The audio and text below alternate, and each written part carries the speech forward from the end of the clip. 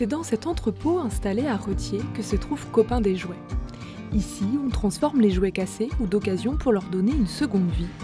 Fabrice et Laetitia travaillent dans cette entreprise lancée en 2023. Et depuis quelques jours, Johan, en stage, est venu étoffer les rangs. Au début, je voulais que ça m'apprenne en gros à travailler et que ça me donne de l'expérience. Je ne suis pas sûr que ce soit absolument représentatif du monde du travail en général, mais bon, déjà c'est enrichissant. Et le moins que l'on puisse dire, c'est qu'il prend cette première expérience très au sérieux. Quand je trie des jouets, j'ai toujours peur d'avoir mis le truc au mauvais endroit et que du coup on ne puisse pas la retrouver. Johan a été diagnostiqué autiste, un trouble qui fait souvent obstacle à l'insertion dans le monde du travail. Mais Fabrice Delalande, fondateur de Copain des Jouets et parent d'enfants autistes, en a décidé autrement. Quand il a fallu réfléchir à la fonction sociale de ce que pouvait apporter Copain des Jouets, l'inclusion du handicap est venue aussi naturellement. Et l'autisme n'est pas venu tout de suite. C'est quand j'ai réfléchi à ce qu'on pouvait faire, le tri, l'assemblage, là ça m'a percuté, je me suis dit ah bah oui. Johan a mémorisé les locaux et la méthode de rangement en une seule journée.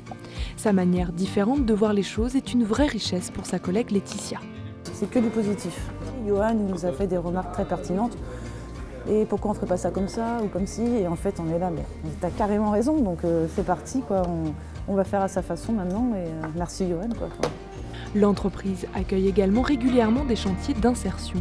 Ce matin-là, c'est l'association Prisme qui est venue prêter main forte. On aspire à une société qui est, disons, inclusive. L'idée, c'est aussi d'ouvrir donc les jeunes qu'on accompagne, qui sont peut-être moins au courant, mais au fait des autres différences, de les ouvrir aussi à ça. C'est toujours intéressant.